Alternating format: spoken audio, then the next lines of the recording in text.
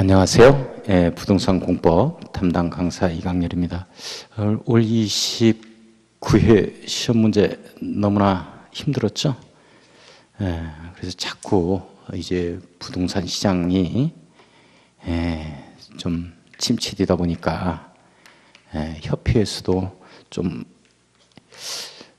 아무튼 의견을 제시하는 것 자체가 뭐 공인중개사들이 너무 포화 상태로 많이 자격증이 난발이 됐는데 좀 이걸 갖다가 좀 상대평가 쪽으로 좀 가자 해서 한마디로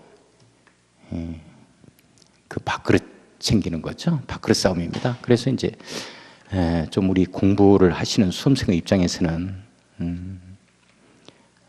좀 힘들어 하는데, 아무튼 그래서 이게 지금 갈수록 해마다 특히 부동산 공법 2차 과목에서 발목을 잡는 과목인데, 난이도가 그렇게 난도가 좀 높게 출제가 되고 있는 경향을 보이고 있습니다. 그래서 제가 지금 3년 전부터 이 부동산 공법에 관한 이 전반적인 큰 틀을 국토의 개미 이용에 관한 법률부터 시작해서 농지법까지 하루에 완성할 수 있는 이러한 교재를 하나 만들었어요. 그래서 이 교재가 하루 완성이기 때문에 이 농지법까지 한 8교시에 걸쳐서 이 강의가 진행이 되어지는데, 이 구체적인 설명은 학원에서 수업 시간을 통해서 나갑니다. 그래서 우리 이 공부를 하시는 분들은 이걸 그냥 귀가 트여야 되니까 아무 생각 없이 들어만 주세요. 뭐 이해하려고 하지도 말고 외우려고 하지도 말고 이렇게 듣다 보면 적어도 5회 이상 들어야 된다고 제가 이게 머릿말에 써놨는데 5번 이상은 들어줘야 올 한 해 1년 내에 합격할 수 있거든요. 그래서 농지법까지 큰 틀을 잡게 되어지면 합격하는 데는 전혀 지장이 없을 거예요. 그래서 심지어 29위 이 고득점 75점 이상 나오신 분들도 이구동성으로 말씀하시는 게 뭐냐면, 이 입문서 하루 완성 있잖아요. 이걸 대단히 유용하게 덕을 많이 봤다라고 말씀들 하시거든요. 그래서 이 내용은 구체적인 설명은 거의 없어요. 이 내용 자체가 전부 다 법조문이거든요. 그래서 중요한 법조문을 이렇게 한 60여 쪽에 걸쳐서 농지법까지 해놨어요. 그래서 이걸 잘 듣고 계속해서 학원에 오는 시간, 그리고 학원에서도 집에 가는 시간, 그리고 일요일 같은 때 그냥 틀어놔요. 휴대폰으로 해가지고 다운받아서, 이 판서를 해서 설명하는 내용이 아니기 때문에 잘 듣고 이걸 5번 이상 들었을 때 틀이 잡히니까 저하고 약속을 좀 해줄 수 있도록 해요. 이걸 꼭 들으셔야 됩니다. 그리고 가끔 한 번씩 모의고사를 보기 전에 우리 부동산 공법, 국토의 법률부터 농지법까지 하루에 완성하기가 힘들잖아요. 이런 때는 입문서 하루 완성 한 8시간 분량을 듣게 되면 그 체계가 어느 정도 잡힐 거예요. 그 상태에서 주파수가 맞아 들어가 있기 때문에 시험을 보게 되면 한 10점에서 20점 정도가 더 나와요. 그래서 꼭 이걸 들을 수 있도록 우리 약속합시다. 지금부터 바로 들어갈 겁니다. 우리 국토의 개미 이용에 관한 법률은 이게 이제 12문제가 나오죠. 그 다음에 도시개발법, 요게 이제 우리 신도시, 신시가지를 조성하는 사업에 관한 법률인데, 이게 바로 6문제가 나오고, 도시 및 주거환경 정비법, 여기 이제 정비사업이죠. 그게 또 6문제가 나오고, 주택법이 7문제, 건축법 7문제, 그리고 농지법 2문제예요. 그래서 이제 40문제로 구성이 되어집니다. 아무튼 정말 과락이 나와서는 절대 안 돼요. 제가 하자는 대로 잘 따라줄 수 있도록 해요. 그러면 합격하는 데 전혀 지장이 없거든요. 자, 그러면 국토의 계획 및 이용에 관한 법률 바로 들어가게요. 3쪽이죠. 이제 국토의 계획 및 이용에 관한 법률은 이게 2003년도에 만들어지거든요. 그 전에는 국토이용관리법이라든지 도시계획법이라는 법이 있었어요. 이게 통폐합되고 있는데 이때는 우리 1990년대 중반 정도를 생각해 봐야 되는데 그때는 이제 준농림지역 제도라는 제도가 있었어요. 그래서 그 농림지역에도 도시적에 준해서 아파트를 지을 수 있도록 하고 뭐 숙박시설은 모텔을 지을 수 있도록 하고 공장 등을 지어서 도시적에 준하는 이러한 토지 이용을 할 수 있도록 했어요. 그러다 보니까 그러한 주택용지라든지 숙박시설 용지, 공장 용지 공급에 기여는 했지만 난개발이 되는 거죠. 난개발이라는 것은 충분한 기반시설 확충이 없는 상태에서 개발되는 것을 이야기하겠죠. 자, 그러다 보니까 어느 지역이 시골이고 어느 지역이 도시적인지 구분이 안 가게 돼요. 그래서 2003년도에 국토이용관리법하고 도시계획법이 합해져서 먼저 계획을 잡고 이용하자는 선계획 후 이용의 원칙에 의해서 국토의 계획 및 이용에 관한 법률로 탄생이 되는 거예요. 그런데 이제 국토의 계획 및 이용에 관한 법률은 주된 내용이 뭐냐면 도시군이에요. 도시군.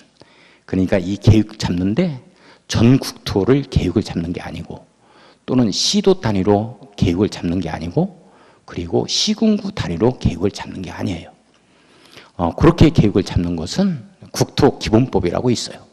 그래서 국토종합계획 또는 시도종합계획, 시군구 종합계획 이런 게 있거든요.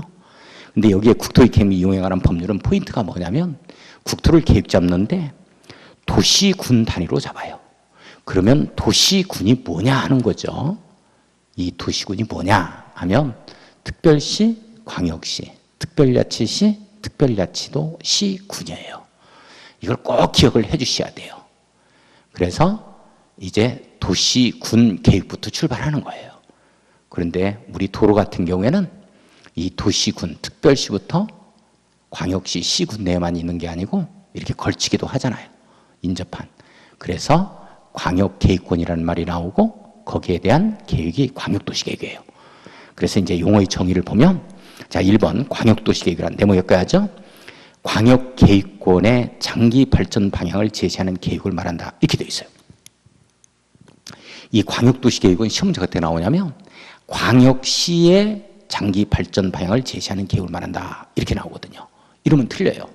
광역시는 하나의 도시거든요. 그래서 광역도시계획이란 광역계획권에 밑줄 그어야 돼요. 여기에 대한 계획이 광역도시계획이다. 이렇게 되어지고 우리가 이제 쭉 법조문을 읽다가 장기 발전 방향을 제시한다. 이 말에 딱 걸려요. 이 말이 딱 나오면 우리가 비구속적 계획 이렇게 해석하는 거예요. 이게 주민에 대한 직접적인 구속력은 없고 방향을 잡아주는 청사진 계획이다. 이렇게 정리를 하는 거죠. 자, 2번 봐요. 도시군 계획 나왔죠? 도시군 계획 네모 딱 엮고 도시군 계획은 도시군을 뭐라 그랬어요? 특별시, 광역시, 특별자치시, 특별자치도, 시 또는 군 이렇게 되거든요. 쭉 비출 거예요. 특별시부터 시군까지. 물론 광역시 관할구역에 있는 군은 광역시로 보는 거니까 도시가 아닙니다. 특별시부터 시군까지가 도시군이에요. 이 관할구역에 대해서 수립하는 계획으로서 도시군 기본계획 밑줄 두 줄, 도시군 관리계획 밑줄 두 줄 거예요. 자, 도시군 계획은 도시군에 대한 계획으로서 특별시 광역시부터 시군에 대한 계획으로서 도시군 기본계획과 도시군 관리계획이 있다. 이렇게 이제 정리하는 거예요. 자, 3번 가요. 도시군 기본계획이란 네모 딱 엮어야 되죠? 자, 우리 기본이라는 말이 나오는데 기본에 동그라미 한번 딱 쳐요. 기본 하면 정확히 바꿔 쓸 수 있는 말이 종합이라는 말이 있어요.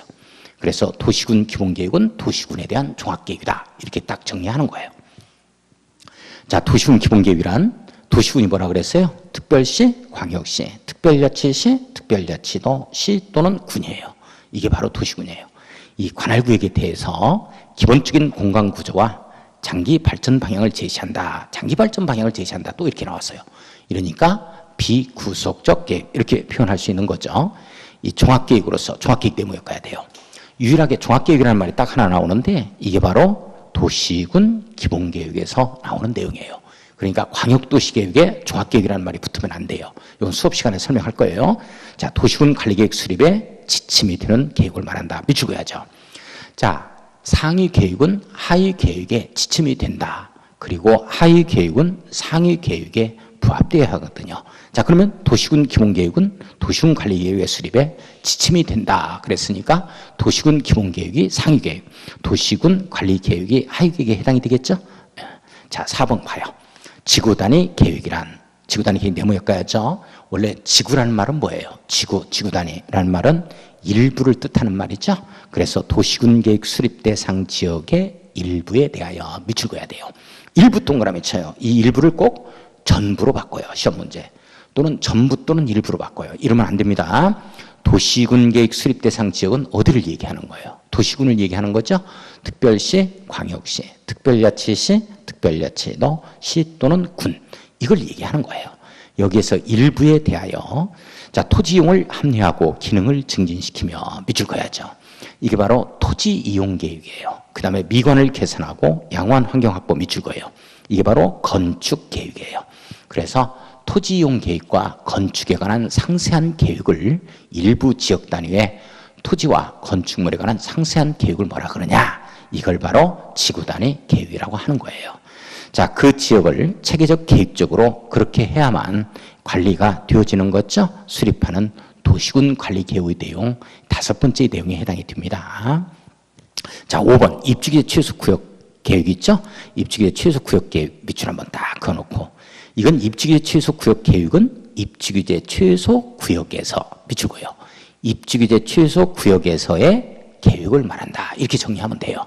그 정도만 입주기재 최소 구역에서의 계획을 말한다. 이렇게 정리하면 됩니다. 자, 6번 들어가요. 도시군계획 시설이랑 도시군계획 시설 네모였어야죠. 기반시설 중 도시군 관리계획으로 결정된 시설. 자, 기반시설 중 도시군 관리계획으로 결정된 시설을 말한다. 이거 시험 문제 많이 나와요. 시험 문제 어떻게 나오냐면 도시군계획 시설이란 도시군, 즉 특별시, 광역시, 시군 내에 설치하는 기반시설을 말한다. 이렇게 뜨거든요. 이래 뜨면 틀려요. 도시군계획 시설이란 기반시설 중 도시군 관리계획으로 결정된 시설을 말한다. 이렇게 나와야 돼요. 심지어는 어떻게 나온 사례도 있냐면 기반시설이란 도시군계획 시설 중 도시군 관리계획으로 결정된 시설을 말한다. 이렇게 넣었어요. 그러면 또 틀렸죠. 자, 7번 가요. 도시군계획 시설 사업이란 네모였어야죠. 도시군계획 시설을 밑줄 그어야 돼요. 설치 동그라미, 정비 동그라미, 개량 동그라미 쳐야 돼요. 설치, 정비, 개량하는 사업을 도시군 계획 시설 사업이라고 해요. 자, 그러니까 도시군 계획 시설 사업이란 시험 문제 어떻게 뜨느냐? 기반 시설을 설치, 정비, 개량하는 사업을 말한다. 이렇게 떠요. 이렇게 뜨면 또 틀려요. 도시군 계획 시설을 설치하는 거, 도시군 계획 시설을 정비하는 거, 도시군 계획 시설을 개량하는 사업 자체가 도시군 계획 시설 사업이다. 이렇게 된 거죠. 자, 8번. 도시군 계획 사업 네모였고, 이번에 1번 문제로 나왔죠. 41번 문제 A형입니다. 1번 문제로 나왔어요. 도시군계획 사업이란 도시군 관리계획을 시행하기 위한 도시군계획 시설 사업 밑줄 동그라미 1번, 도시개발 사업 밑줄 동그라미 2번, 정비 사업 밑줄 동그라미 3번. 이 세 가지를 도시군 계획 사업 이렇게 표현해요. 자, 그 다음에 9번 가요. 넘어가서 자, 기반시설이란 우리 도시 기능을 유지하는 데 있어서 물리적 이런 요인들을 우리 기반시설이다 이렇게 표현해요.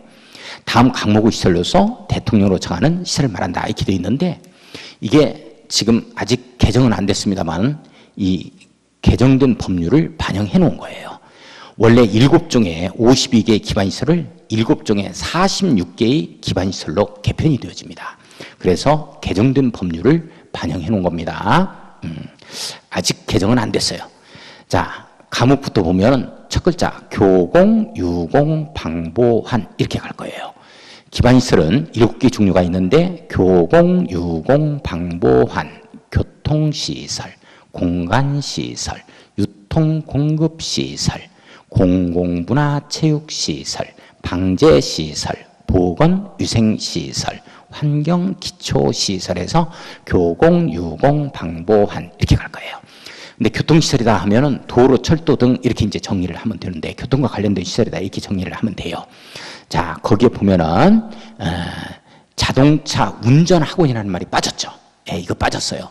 이 자동차 운전학원이라는 말이 이 교통시설에 해당이 됐었는데 이제 빠졌다는 거. 자동차 및 건설기계 검사시설, 자동차 검사시설 있잖아요. 요거 5년 이상 타면 한 번씩 정기 점검 받죠. 이런 것들은 기반시설에 해당이 돼요. 그런데 이번에 이제 빠졌어요. 자동차 운전학원은 이 기반시설이 아니에요. 요거 정리하고, 그 다음에 공간시설 나오잖아요.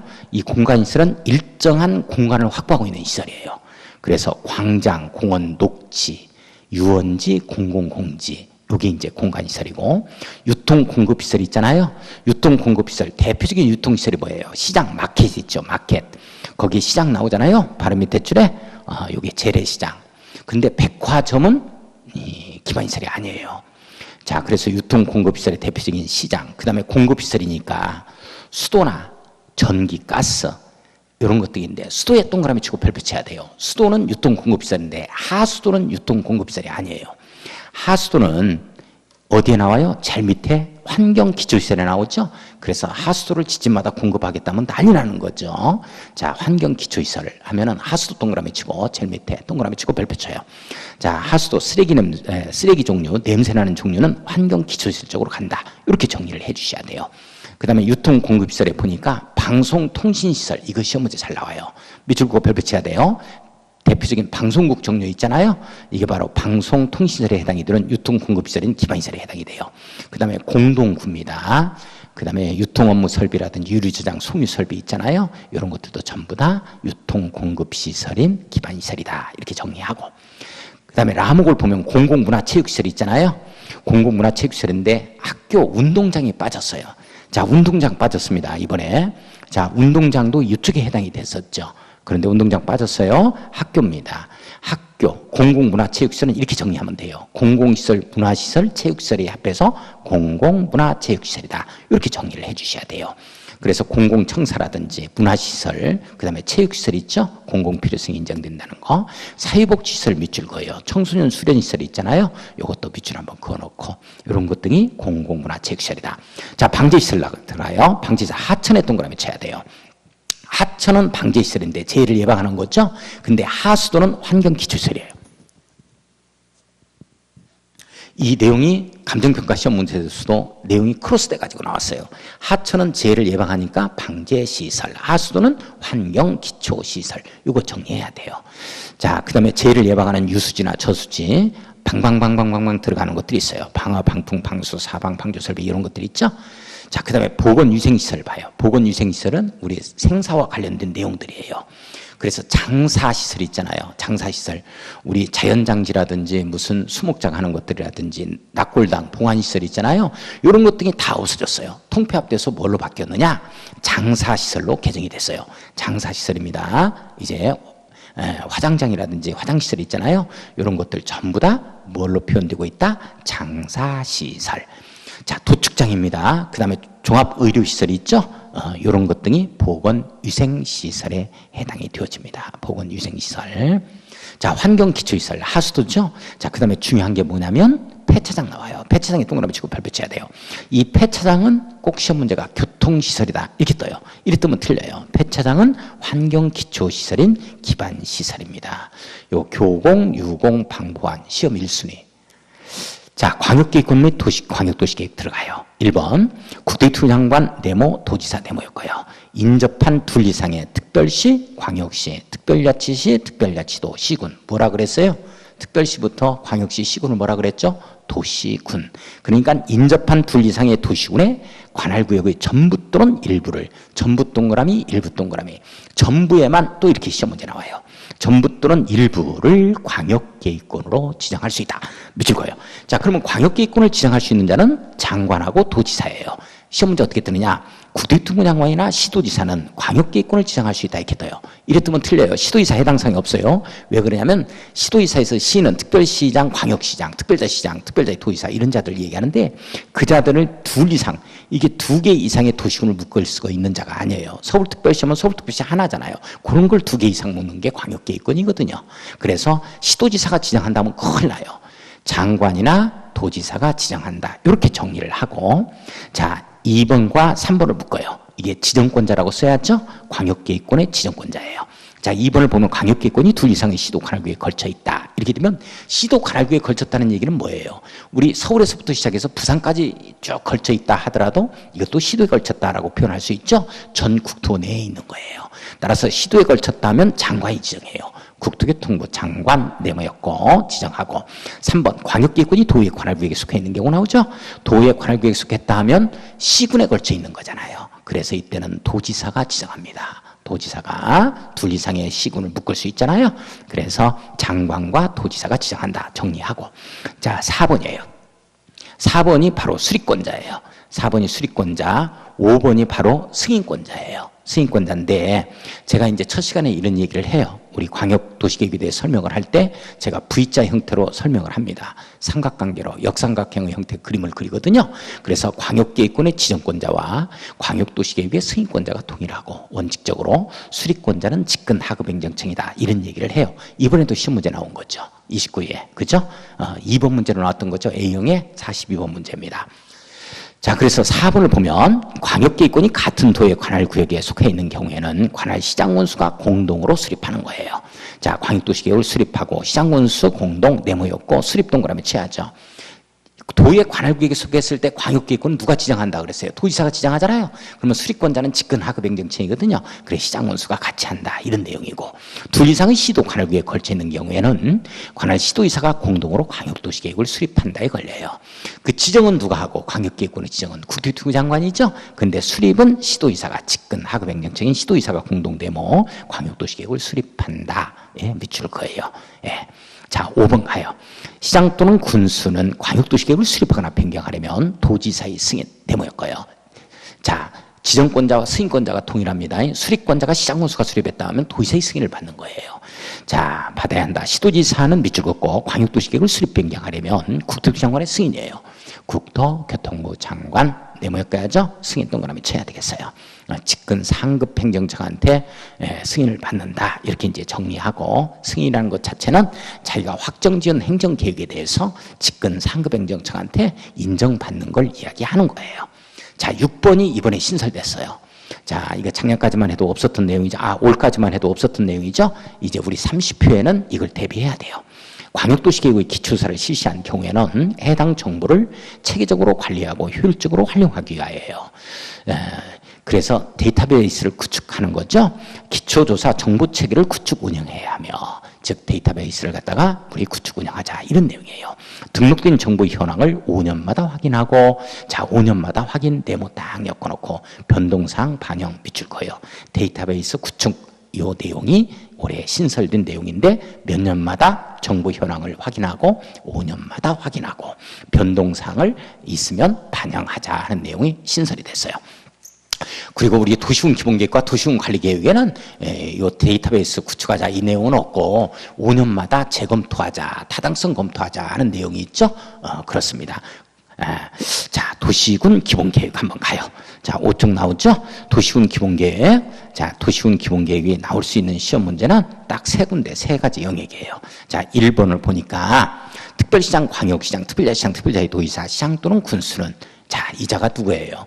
도시군에 해당이 되는 지방자치단체장, 도시군수 이렇게 잡아갈 거예요. 도시군 하면 특별시, 광역시, 특별자치, 특별자치, 도시군 이렇게 표현할 거고, 도시군수 하면 특별시장, 광역시장, 특별자치장, 특별자치, 도의사, 시장군수로 표현할 거예요. 자, 도시군에 대한 종합계획이거든요. 기본계획이니까. 도시군에 대한 종합계획은 누가 수립하느냐? 오직 도시군수만 수립하는 거예요. 자, 그래서 특별시장, 광역시장, 특별자치시장, 특별자치, 도의사, 시장군수는 밑줄 긋고 오직 이자만 수립권자이다 라고 써놔야 돼요. 오직 누구만? 도시군수만, 특별시장부터 시장군수까지만 관할구역에 대해서 도시군 기본계획을 수립해야 한다 이렇게 돼요. 그러니까 시험 문제가 어떻게 걸리냐면 도시군 기본계획이 도의 지역계획과 관련된 경우는 도지사가 직접 수립할 수 있다. 땡에 걸려요. 도지사는 도시군수에 해당이 안 됩니다. 자, 그 다음에 도시군 기본계획이 국가계획과 관련된 경우에는 국토교통부 장관이 직접 수립할 수 있다. 이렇게 걸려요. 이렇게 걸리면 또 틀려요. 도시군 기본계획은 도시군에 대한 종합계획이니까 도시군수만 수립한다. 꼭 잡아야 돼요. 도시군수가 누구다? 특별시장, 광역시장, 특별자치시장, 특별자치도지사, 시장 또는 군수. 여기까지가 도시군수, 오직 이자만 도시군 기본계획을 수립한다. 다만 다음의 경우에는 수립을 하지 아니할 수 있다 이렇게 나와주죠. 이거 예외예요. 가나 묶어놓고 예외라고 써놓고 이게 시험 문제예요. 자, 과목을 보면 수도권에 속하지 아니하고에 걸려요. 수도권에 속하고 이렇게 시험 문제가 나온 사례도 있어요. 광역시와 경계를 같이 하지 아니하는 밑줄 그어놔야 돼요. 광역시와 경계를 같이 한 해버리면 또 틀려요. 인구 10만 이하인 시군이에요. 인구 10만 이하인 시군에서는 도시군 기본계획을 수립하지 아니할 수 있다. 왜 그렇게 했어요? 자꾸 인구가 빠져나가는 거예요. 예, 인구가 예전에 그 진도군 있잖아요. 진도군 인구가 예전에 한 20만에 육박했던 때가 있어요. 지금은 자꾸 빠져나가서 진도군의 인구가, 전라남도 진도군의 인구가 약 한 3만 정도밖에 안 되는 걸로 제가 알고 있습니다. 그러니까 있었던 초등학교도 없어져야 돼요. 전부 다. 그래서 미술관으로 매각하고 개인 사무실로 전부 다 이제 매각하는 거죠. 그렇죠? 그래서 도시군 기본계획인 종합계획이 나올 필요가 없는 거다라는 내용이고, 인구 10만 이하인 시군입니다. 다목을 보면 이건 시험 문제가 한 번도 안 나왔어요. 관할구역 전부에 대해서 광역도시계획이 수립되어 있을 때 시 또는 군으로서 당의 광역도시계획의 도시군 기본계획의 내용이 모두 포함되어 있는 시군이에요. 즉 상위 계획이 하위 계획의 내용을 모두 포함하고 있다면 거기에 도시군 기본계획 하위 계획을 또 수립할 필요는 없지 않느냐 하는 내용이에요. 일단 광역도시계획 밑줄 긋고 여기에 도시군 기본계획이 모두 포함 밑줄 그어야죠. 모두 포함됐을 때 그렇습니다. 자, 2번을 봐요. 시장 또는 군수는 도시군 기본계획을 수립 변경하려면 도지사의 승인을 받아야 한다. 자, 이 부분이 아주 중요한 내용인데 시장 군수가 수립하게 되어지잖아요. 또는 변경하면 이때는 변경하려면 도지사의 승인이에요. 그런데 도시군 기본계획을 누가 수립한다 그랬어요? 특별시장, 광역시장, 특별자치시장, 특별자치도의사, 시장군수가 수립하잖아요. 그중에서 시장군수는 도지사의 승인을 받습니다만은 특별시장, 광역시장, 특별자치시장, 특별자치도의사는 승인을 안 받아요. 본론 왜 그러냐면 자기가 직접 승인권자가 되기 때문이거든요. 그래서 이 수립에서 제가 어떤 얘기를 하냐면 내용이 확정된다는 얘기를 해요. 그래서 별도의 승인이 없어요. 특별시장부터 특별자치도의사까지 특별시장, 광역시장, 특별자치시장, 특별자치도의사는 도시군 기본계획을 수립하거나 변경할 때 승인이 있다 없다? 없다. 이렇게 이제 정리를 하면 돼요. 그래서 수립의 절차에서 내용이 확정된다. 이렇게 정리를 하고, 꼭 시험 문제는 어떻게 뜨냐면 시장군수는 도시군 기본계획을 수립 변경할 때 도지사의 승인을 받고 특별시장이나 광역시장, 특별자치시장, 특별자치도의사가 수립하거나 변경할 때 국토교통부 장관의 승인을 받아야 한다. 이 지문이 떠요. 이 지문이 뜨면 틀리는 거예요. 그거 정리하고, 자, 3번 가요.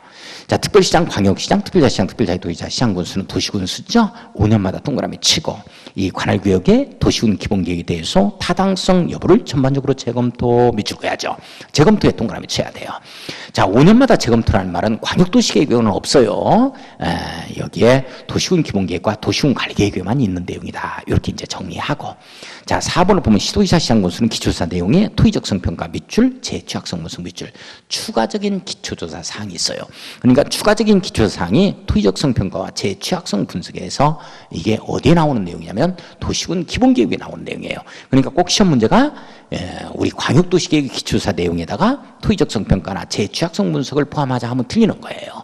자, 이건 토의적성 평가와 재취약성 분석은 도시군 기본계획의 기초조사의 추가적인 내용이다라고 정리하고 이 내용에 대한 상세한 설명은 수업 시간에 할 거예요. 자, 도시군 관리계획 가요. 자, 1호를 보면 도시군 관리계획이란 도시군 관리계획 네모 한번 엮어요. 도시군을 관리하는 계획이겠죠? 그러니까 도시군이 뭐라 그랬어요? 특별시, 광역시, 특별자치시, 특별자치도, 시 또는 군이에요. 개발 정비 및 보전을 위하여, 개발 정비 보전을 한 단어로 고치면 뭐다? 관리. 도시군을 관리하기 위해서 수립하는 토지용 교통 환경 등에 관한 다음의 계획을 말한다. 이렇게 되죠. 1, 2, 3, 4, 5, 6 딱 묶어놓고 이건 무조건 알고 있어야 돼요. 암기 써놔야 돼요. 줄줄줄줄 해야 되고, 이건 꼭 시험 문제가 해마다 나온다라고 생각을 해주시면 돼요. 자, 첫 번째가 용도지구, 용도지구 밑줄 그어요. 지정 변경이 있죠? 자, 그 다음에 2번이 개발제한구역, 도시자연공구역, 시가와 조정구역, 선자원 보호구역이에요. 이걸 뭐라 그러냐? 용도구역이라고 하는 거예요. 자, 쭉 밑줄 그어놓고 용도구역이라고 써놓고 지정 또는 변경에 관한 계획들. 자, 첫 번째 용도지역, 용도지구. 두 번째가 뭐예요? 용도구역. 네 가지가 나오죠? 자, 세 번째 기반시설이에요. 밑줄 그어놓고 기반시설을 설치하는 거, 기반시설을 정비하는 거, 기반시설을 개량하는 거, 이거 모두 도시군 관리계획 내용이에요. 자, 4번에 도시개발 사업 밑줄, 정비사업 밑줄 그어요. 도시개발 사업과 정비사업 여기에 관한 계획 자체는 이 도시군 관리계획 내용이에요. 자, 5번에 지구단위 계획구역 밑줄 끝에 봐요. 지구단위 계획 밑줄 그어야 돼요. 6번에 입주계 취수구역 밑줄 제일 끝에 입주계 취수구역 계획 밑줄 그어야 돼요. 구역이 됐든지 계획이 됐든지 모두 도시군 관리계획 내용이에요. 다시 한번 정리해요. 우리 도시군 관리계획 내용이 첫 번째가 용도지역 용도치고, 두 번째가 용도구역 네 가지가 나오죠. 세 번째가 기반시설이에요. 네 번째가 사니까 사업사업, 도시개발 사업과 정비사업. 다섯 번째가 지구단위 계획구역이 먼저, 그리고 지구단위 계획 나오고, 여섯 번째가 입주계 취수구역 나오고, 입주계 취수구역 계획 나와요. 이거 꼭 정리해 주셔야 돼요. 그래야 이제 수업 시간에 우리 문제 나오면 또 문제도 풀고 하죠. 자, 그 다음에 넘어가서 지금 2번을 가는 거예요. 지금 6중 넘어가고 있어요. 도시군 관리 계획은 광역도시계획과 도시군 기본계획에 부합돼야 한다 이렇게 나오잖아요. 아까 어떤 내용이 나오냐면 도시군 기본계획은 도시군 관리계획 수립에 지침이 돼야 된다 이렇게 나와 있죠. 상위 계획은 하위 계획에 지침이 돼야 되고, 하위 계획은 상위 계획에 부합되게 수립돼야 돼요. 자, 그러면 도시군 관리계획은 이게 하위 계획이라는 뜻이죠. 자, 도시군 기본계획 밑줄 그어요. 광역도시계획과 도시군 기본계획이 상위 계획이에요. 그래서 하위 계획은 상위 계획에 부합돼야 한다. 부합에 동그라미 쳐야죠. 이걸 갖다가 지침이 돼야 한다 하면 틀리는 거예요. 자, 3번. 이번에 또 시험 문제 나온 거죠. 29회 시험 문제 단독 문제로 나왔어요. 주민은 다음의 사항에 대해서 도시군 관리계획 위반할 수 있는 자에게 도시군 관리계획 위반을 제한할 수 있다. 주민의 위반 제한이에요. 주민이 직접 위반할 수 있다면 틀려요. 위반을 제한할 수 있다. 이게 바로 기지산대죠. 자, 1번 봐요. 기반시설 밑줄 긋고 기에 동그라미 치고, 2번에 지구단위 계획구역 밑줄 그어요. 지에 동그라미 칩니다. 그 다음에 지구단위 계획 나와요. 중간에 밑줄 한번 그어놓고, 자, 3번에 과목 봐요. 산업유통개발진흥지구 밑줄 산에 동그라미 쳐요. 자, 나목의 두 번째 줄 끝에 봐요. 대체하기 위한 용도지구 나오죠. 밑줄 그어요. 대체 동그라미 쳐요. 기지산대 이렇게 들어가는 거예요. 기지산대. 주민은 위반을 제한할 수 있다. 기지를 사가라고 기지산대해서, 근데 이게 일정한 동의요건이 필요한 거예요. 그래서 토지면적 1번만 기반시설 설치 정비 계량이 있죠. 이것만 5분의 4고, 나머지 기지산대에서 지산대 여기는 3분의 2예요. 토지 면적 3분의 2 이상의 토지 수의자의 동의를 얻어서 들어와야 돼요. 자, 이게 시험 문제 나온 거예요. 자, 그 다음에 4번 들어가요. 도시군 관리계획은 시도의사 대도시장이 결정합니다. 원칙 써놔야죠. 시도의사 대도시장 밑줄 원칙 써놓고, 자, 예의 들어갑니다. 시장군수가 위반한 지구단위 계획구역의 지정 변경과 지구단위 계획 수립 변경에 관한 도시군 관리계획은 해당 시장군수가 직접 결정한다에 걸립니다. 해당 시장군수가 직접 결정한다에 밑줄 그어요. 지구단위에 관한 내용 자체를 시장군수가 위반했다면 시장군수가 직접 결정한다는 거, 이거 정리해 주셔야 돼요. 자, 5번 시험 문제 단독 문제로 나왔죠. 29회 문제. 우리 자신 있게 말씀드립니다만은 우리 입문서 하루 완성만 하더라도 과락은 면해요. 과락은 면하는데 이거 안 해요. 징그럽게 안 합니다. 공부. 제가 이거 첫 시간에 이걸 들으라고 5번 이상 들으라고 얘기를 하거든요. 안 들어요. 안 들어. 제 말씀을, 제가 하는 얘기를 꼭 들어주셔야 1년 내 합격증을 거머쥘 수 있습니다. 안 들으면 안 돼요. 자, 5번 봐요. 이게 29회 단독 문제로 나온 거예요. 이게 다음의 도시군 관리계획은 국토교통부 장관이 결정하죠. 자, 국토교통부 장관 데모였고, 결정권자가 국토교통부 장관이 아닌 것을 고르시오. 다시 말해서 결정권자가 다른 것을 고르시오 해가지고 이번에 시험 문제 나왔잖아요. 이거예요. 다만 수산자원 보호구역 있죠. 이건 해양수산부 장관이 도시군 관리계획 결정권자예요. 자, 이걸 어떻게 갔냐면 자재조립으로 갔어요. 제가 자재조립 이렇게 갔거든요. 이 1번이 국토교통부 장관이 위반한 도시군 관리계획 밑줄 그어놓고 이걸 자기가 위반했다 이렇게 이제 제가 설명한 거예요. 가로 열고 자기가 위반한 경우 이렇게 써놔요. 그래서 자자 동그라미 치고, 개발 제한구역 밑줄 그어놓고 재 동그라미 치고, 자재 조립으로 갈 거예요. 건축자재 조립하는 자는 누구다? 국토교통부 장관 이렇게 가는 거야. 자, 3번에 국가기획과 연계한 시가와 조정구역에서 밑줄 그어놓고 조회 동그라미 쳐요. 자재 조립 갑니다. 국가계획과 연계한 것만 그래요. 그 다음에 입주계 취수구역 밑줄, 입주계 취수구역 계획 밑줄 200 동그라미 쳐요. 자재 조립 이렇게 들어갔던 거예요. 자재 조립은 누가 한다? 국토교통부 장관. 자, 6번 가요. 도시군 관리계획 결정 효력은 지형도면을 고시한 날 밑줄 효력 발생하는 거죠. 이거 시험 문제 올해만 안 나왔어요. 해마다 나왔던 지문입니다. 29회에만 안 나왔습니다. 지형도면을 고시한 날 밑줄 그어놓고 지독한 날 효력 발생 이렇게 갈 거예요. 지자 동그라미 치고, 지형도면에서 도해 동그라미, 고시한 날에서 한해 동그라미, 날 동그라미 쳐요. 지독한 날 효력 발생입니다. 자, 용도 지역 들어가겠습니다. 용도 지역은 우리가 이제 21개 용도 지역으로 구체적으로 이렇게 나눠볼 수가 있어요. 첫 번째가 이제 도관, 농자 해서 4용도 지역으로 나누죠. 도시지역, 관리지역, 그리고 농림지역, 자연환경 보전지역이에요. 그런데 농림지역과 자연환경 보전지역은 세분이 안 돼요. 그 도시지역하고 관리지역만 더 세분이 되어지는 거예요. 그래 도시지역 같은 경우는 주상, 공로 이렇게 이제 나누죠. 주거지역, 상업지역, 공업지역, 녹지지역 이렇게.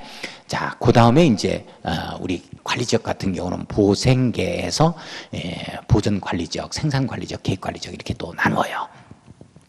자, 그런데 이제 우리 이제 주거지역을 보면 다시 주거지역이 전일준 이렇게 나눈다고요. 그러면서 전용 주거지역, 일반 주거지역, 준주거지역 이렇게 나오잖아요. 근데 이제 1번과 2번이 전용 주거지역이에요. 전자라고 써놓고 전일준. 그 다음에 오른쪽에 이제 7페이지 가요. 우리 3번, 4번, 5번이 일반 주거지역이에요. 1이라고 써놔야죠. 그 다음에 6번에 준주거지역에서 준에 동그라미 쳐요. 그래서 전일준 이렇게 가는 거예요. 근데 전용 주거지역을 보면 전용 주거 용어 정의가 이게 전양보호에서 양호한보호 이렇게 걸려요. 그러면 전용 주거지역이라면 양호한보호 이렇게 걸리는 거고, 그 다음에 일반 주거지역은 일편리 조성 이렇게 가거든요. 일반 주거지역이라면 편리한 조성 이렇게 가요. 그런데 전용 주거지역은 다시 두 개가 있어요. 제1종 전용 주거지역과 제2종 전용 주거지역인데, 제1종 전용 주거지역은 단독주택 중심이에요. 그 다음에 단독주택 중심 밑줄 긋고 양호 동그라미, 보호 동그라미 쳐야죠. 제2종 전용 주거지역 오른쪽 위에 가요. 공동주택 중심 밑줄 가야 돼요. 양호 동그라미, 보호 동그라미 쳐야 돼요. 자, 일단 전용 주거지역은 전양보호 잡아야 되는데, 우리 1종은, 제1종은 단독주택 중심이고 2종이 공동주택 중심이잖아요. 자, 그래서 제가 어떻게 이제 수업 시간에 강의를 했냐면, 전용 주거지역 안에서는 아파트의 입지는 허용되지 않는다 이렇게 이제 얘기를 했어요. 이게 맞다 틀리다? 틀리다. 전용 주거지역 안에도 아파트 들어올 수 있죠. 어디에 들어와요? 2종에 들어오잖아요. 공동주택 중심이니까. 이게 시험 문제 나온 거예요. 올해 29위 시험 문제 올해 또 나왔어요. 이게 다음 중 아파트를 이게 건축할 수 있는 용도 지역에는 어디 이게 시험 문제거든요. 이게 제2종 전용 주거지역이었어요. 자, 이게 또 시험 문제 나왔고, 그 다음에 이제 일반 주거지역이다 하면 일편리 조성이에요. 근데 제1종, 제2종, 제3종으로 나누는데 제1종은 저층주택 중심이고 밑줄, 그 다음에 2종이 중층주택 중심이에요. 그 다음에 3종이 중고층 주택 중심입니다. 밑줄 그어놓고. 그러면 저층주택이니까 여기에서는 법령에서 정하고 있어요. 4층 이하라고 딱 쓰고 4층 이하로만 들어야 돼요. 제1종 일반 주거지역은. 그 다음에 이제 중층주택, 중고층주택은 몇 층 이상부터 중층이라고 하고 몇 층 이상부터 중고층이라고 하는 거냐 하는 것은 법령에서 규율한 바가 없고 우리 조례로 규율해요. 조례로. 자, 그래서 서울 같은 경우는 중층주택을 18층까지로 보고 있어요. 예전에는 15층이었는데 그런 거 알 거 없어요. 그건 이제 법령 조문이 아니니까 시험 문제는 안 나와요. 자, 그래서 자, 제가 강조하는 것은 제1종 일반 주거지역은 저층주택 중심의 편리한 일편리 조성이니까 주거 환경을 조성하기 위해서 필요한 지역인데 여기에는 저층주택이라는 게 4층 이하다. 요건 유효주시해야 돼요. 법에서 정하고 있기 때문에 법령으로. 자, 그 다음에 준주거지역 가요. 자, 준주거지역에서 준의 동그라미 한번 쳐보는데 준주거지역에서 준이라는 말이 딱 들어가면 본래의 기능에다가 상업 업무의 기능이 플러스 된다는 걸 꼭 기억을 해 주셔야 돼요. 그러니까 준주거지역이니까 원래 주거 기능이 있을 거 아니에요. 여기에다가 일부 상업 기능, 업무 기능 밑줄 그어야 돼요. 이게 플러스 되는 게 준주거지역이에요. 자, 그 다음에 보면 상업지역은 네모 한번 딱 엮어놓고 상업지역 4가지 자세한 내용까지는 알 거 없어요. 시험 문제 안 나오니까 중일 근유 해서 이거 외워주셔야 돼요. 상업지역 4가지로 세분되는데 중심 상업지역, 중일 근유 해서 일반 상업지역, 근린 상업지역, 유통 상업지역으로 구분합니다. 자, 그 다음에 8번, 9번, 10번 전일준 나오잖아요. 동그라미 동그라미 동그라미 치고 이게 바로 공업지역이에요. 공업지역. 우리 전일준 씨가 주거지역에 나왔었죠. 주거지역도 전용주거, 일반주거, 준주거. 이 공업지역도 전일준 나와요. 전용 공업지역, 일반 공업지역, 준공업지역 이렇게 전일준 씨가 주거지역에서 거주하면서 공업지역으로 이렇게 출퇴근을 한다. 이렇게 이제 정리를 해요. 그래서 전일준이 이렇게 2번 나오는 거예요. 자, 전용공업지역 하면은 이게 바로 이제 중화공해성 공업이에요. 밑줄 긋고 일반 공업적 별표 쳐야 돼요. 이거 시험 문제 잘 떠요. 환경을 저해하지 않는 공업 배치를 위해서 필요한 지역이에요. 꼭 시험 문제 어떻게 뜨느냐? 일반 공업지역이라 하면 일반적인 공업의 배치를 위하여 필요한 지역 이렇게 떠요. 이렇게 뜨면 틀려요. 일반 공업지역은 환경을 제하지 아니하는 공업 배치 이 말이 들어가줘야 돼요. 아주 중요한데요. 자, 준공업지역 밑줄 그었고 준에 동그라미 치는데 준이 들어가면 제가 뭐라 그랬어요? 자, 본래 기능에다가 상업 업무의 기능이 플러스 되잖아요. 그런데 준공업지역은 그러니까 공업 기능에다가 뭐가 플러스 되냐면 상업 업무의 기능이 플러스가 돼요. 그러니까 이제 숙박시설 같은 경우도 들어올 수 있고 상가도 들어오고 오피스텔도 들어올 수 있는데 이 근로자들이 숙소를 제공해야 되잖아요. 그래서 유일하게 준공업지역은 공업지역에서 아파트가 들어올 수 있어요. 그래서 주거 기능까지 이걸 갖다가 보완한 이 공업지역이 준공업지역이에요. 자, 봐요. 경공업 그 밖의 공업을 수용하되 밑줄 그어요. 자, 주거 기능, 사업 기능, 업무 기능 밑줄 그어놓습니다. 이게 보완이 필요한 지역이거든요. 여기에 주거 기능에 가로 열고 아파트, 자, 동그라미라고 쳐놔야죠. 아파트가 가능해요. 입지를 할 수 있습니다. 아파트 들어올 수 있다. 이렇게 정리 한번 해보고. 자, 그 다음에 11, 12, 13 묶어야 되겠어요. 보생자, 첫 글자 따야 돼요. 녹지지역이에요. 녹지지역. 보생자. 우리 녹지지역에 가면은 녹차들이 좀 있는데 보생자라는 녹차를 갖다가 만들기 위해서 이게 녹지지역의 보생자. 이제 정리 한번 해봐요. 자, 보존녹지지역, 생산녹지지역, 자연녹지지역 이렇게 나오는데 보존녹지지역의 정의가 뭐냐? 도시 자연환경 경관 산림 녹지공간 보전. 자, 여기서 다른 거 다 정리할 수가 없어요. 내용이 비슷비슷하니까. 여기에 녹지공간 보전에 밑줄 두 줄 거예요. 녹지 동그라미, 보전 동그라미 쳐요. 녹지와 보전을 크로스 시켜버리면 보전 녹지지역이 되는 거예요. 그거 하나만 정리해요. 자, 그 다음에 생산 녹지지역. 여기에 생산이라는 말은 농업 생산을 뜻하는 말이에요. 그래서 주로 농업적 생산을 위해서 개발을 유보할 필요가 있는 지역입니다. 밑줄 그어놓고 이게 이제 시험 문제가 이제 어떻게 내용이 크로스되냐면 보존녹지역은 보존관리지역하고 내용이 크로스돼요. 생산녹지역은 생산관리지역하고 내용이 크로스됩니다. 이거 바꿔주면 안 돼요. 그거 반드시 구분을 해줘야 돼요. 그래서 생산녹지역은 농업 생산이니까 농업 생산을 위해서 개발 유보했다. 이렇게 정리하고 그 다음에 자연녹지역 있잖아요. 도시 녹지공간 확보 등 보존을 위해서 불가피한 경우에 한해서 제한적 개발이 허용된다. 밑줄 그어야 돼요. 불가피한 경우에 한해서 제한적 개발이 허용된다. 밑줄 그어놓습니다. 원래 녹지지역은 개발할 수 있다 없다? 없어요. 그런데 어쩔 수 없는 경우에 이 도시개발을 해야 될 것 같아요. 개발을 해야 될 것 같아. 이런 때는 자연녹지지역에 한해서만 해라. 이런 내용이에요. 그러니까 녹지지역 중에서도 자연녹지지역이 토지용 가치가 상당히 높다라고 말할 수 있고 좀 땅 가격이 좀 나간다. 이렇게 이제 정리를 해야 되겠죠. 자, 자연녹지지역이라면 불가피한 경우에 한해서 제한적 개발이 허용된다. 이거 정리해야 돼요. 그 다음에 이제 관리지역 나오잖아요. 자, 보생계, 보생자, 보생계 이렇게 잡아갑니다. 자, 거기에 보존관리지역과 생산관리지역이 뭐하고 내용이 크로스되냐면 보존관리지역은 보존녹지지역하고 생산관리지역은 생산녹지지역하고 내용이 크로스돼요. 그런데 이 구분하는 방법은 보존관리지역에서 관자 동그라미 한번 쳐보고 생산관리지역에서 관자 동그라미 쳐보는데 관자에서 R을 한번 빼봐요. R을 빼면 곤란하다 할 때 곤자가 되잖아요. 그래서 R을 빼면 곤란하거든요. 그래서 보존관리지역과 생산관리지역은 주변의 용도지역 등과 관계를 고려했을 때 무엇으로 지정해서 관리하기가 곤란하다 이 말이 떠요. 그래서 키워드는 곤란하다는 말을 잡아내야 돼요. 그래서 14번을 보면 다른 거 읽을 필요도 없어요. 자, 두 번째 줄 끝에 봐요. 거기 두 번째 줄 봐요. 우선 주변 용도지역과 관계 등을 고려할 때 자연환경 보전지역으로 밑줄 그어요. 지정해서 관리하기가 곤란한 지역 밑줄 그어놓고 곤란 동그라미 딱 쳐요. 이렇게 곤란하다라는 말이 들어가면 관리지역이에요.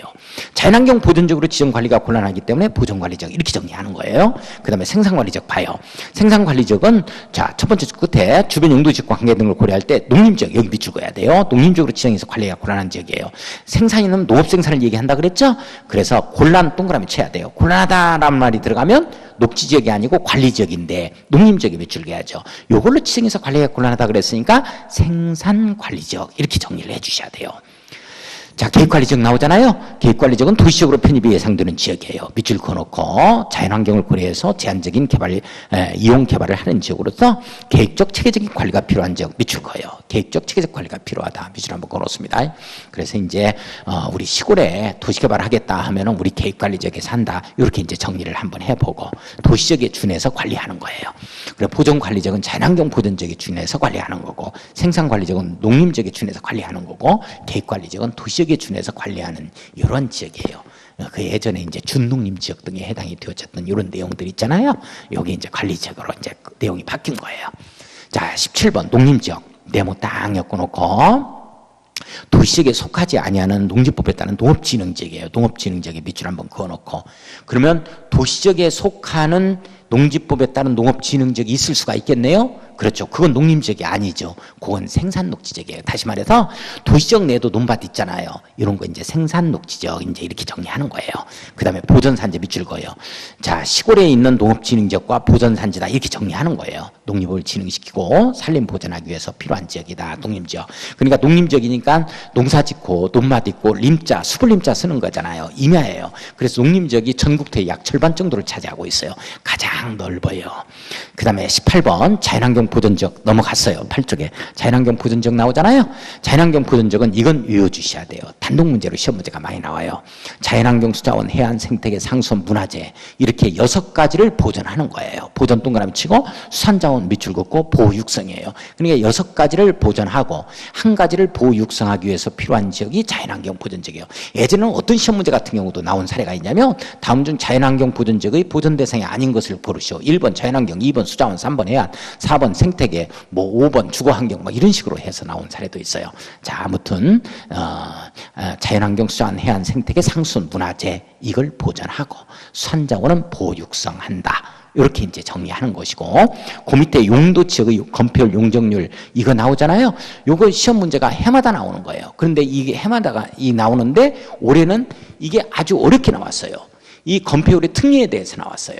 요거 이제 수업 시간에서 이제 농칠이가 자취하면서 길렀던 국산품 습계사 제가 이렇게 해서 이제 정리를 하거든요. 그걸 이제 주목해 주시면 되고 그러면 이제 특례가 나와버렸기 때문에 올해 힘들어했던 건데 이제 우리 30회에는 이 내용이 그대로 나와요. 그래서 이 내용을 꼭 외워주셔야 돼. 그래서 거기에 보면 위에서부터 그 55에 6657 이렇게 잡아주셔야 돼요. 55에 6657. 이거 할 때 이제 제 수업 시간에 제 거 자동차 넘버가 55에 6657이다 이렇게 얘기를 하거든요. 이걸 타고서 갈팡질팡 이렇게 이제 상업지역에 가가지고 무엇을 살까 해서 갈팡질팡이라는 얘기를 해요. 그 다음에 공업지역을 갔더니 지나갔더니 철이 쌓여있어요. 철 이렇게 들어갈 거예요. 그래서 55에 6657인 자동차를 타고서 상업지역에 가서 뭘 살까 해서 갈팡질팡 하다가 빠져나오는데 공업지역 쪽으로 빠져나와요. 근데 공업지역을 보니까 전부 다 철이 철 이렇게 돼요. 그래 70%. 그 다음에 계획관리지역이 40%고 나머지가 20%죠. 이걸 어떻게 설명할 거냐면 수업 시간에 개사 이렇게 설명할 거예요. 개사. 집에서 기르던 개를 갖다가 애완동물은 개를 사가라니까 정들었는데 눈물이 나요. 그래서 이렇게 이제 제가 갈 거예요. 55에 6657 갈팡질팡 철 개사 이렇게 갈 거예요. 자, 그 다음에 용적률의 상한 나오잖아요. 용적률의 상한은 자, 우리 건폐율의 상한에서 50%에서 제1종 전용주격 보세요. 이걸 더블로 가는 거예요, 일단. 그래서 100에서부터 시작해서 50씩 올라가요. 그래서 100, 150, 200, 250, 300. 다음에 350이 아니고 500 갔잖아요. 이걸 어떻게 이제 정리를 할 거냐면 껑충 500 이렇게 갈 거예요, 제가. 100, 150, 200, 250, 300, 껑충 500 이렇게 갈 거예요. 그러면 준주거지의 용적률의 상한이 500%예요. 500% 동그라미 딱 치고. 그 다음에 이제 500에다가 1000을 더해가지고 1500부터 이제 쭉 200씩 빼는 거예요. 그러니까 1500, 1300, 1100인데 근린 상업지역에서 뒤집어져요. 이게 법조문이 근린 상업지역부터 나오거든요. 그 편할 대로 외워요. 그래서 1500, 1300, 1100, 900 해도 좋은데 일단 근린 상업지역이 900이라는 걸 이걸 정리를 해야 돼요. 법조문이 이렇게 되어 있기 때문에 순서대로 쓴 거고 1500, 1300 뒤집혔다 900, 1100 이렇게 이제 정리하고 아까 300에서 껑충 500 했잖아요. 그래서 300부터 다시에 전용공업지역에서 이렇게 들어갈 거예요. 300부터 다시 하니까 50씩 더 플러스 하는 거죠. 그러니까 300, 350, 400이 되는 거예요. 자, 위에서부터 100, 150, 200, 250, 300, 껑충 500. 왜 300에서 껑충 했느냐? 300부터 다시에 300, 350, 400 이렇게 되는 거예요. 자, 400% 동그라미 쳐요. 자, 그러면 잘 보세요. 준주거지의 용적률의 상한이 500이고 준공업지역의 용적률의 상한이 400이에요. 자, 그러면 어디가 100%가 더 커요? 일단 준주거지역의 용적률의 상한이 100%가 더 크다는 얘기는 대지 면적에 해당하는 만큼 건축물의 높이로 더 올라갈 수 있다는 거예요. 그러니까 이 말은 무슨 말이냐면 준주거지역 안에 들어오는 건축물이 준공업지역에 들어오는 건축물보다 규모 면에서 높이가 더 높게 올라간다, 더 낮게 올라간다, 더 높게 올라간다. 준주거 지역이 이렇게 이제 정리를 해주시면 되는 거예요. 그 다음에 전부 다 80%인데 생산녹지, 자연녹지, 개입관리 나오잖아요. 그걸 첫 글자 따가지고 생자개라고 할 거예요. 생자개만 부동산 공법 100점 맞고 나머지는 모두 80점 이렇게 들어갈 겁니다. 생자개만 부동산 공법 100점 맞고 나머지는 모두 80점 이렇게 들어가요. 네. 이렇게 해서 일단 1교시를 마무리 짓겠습니다.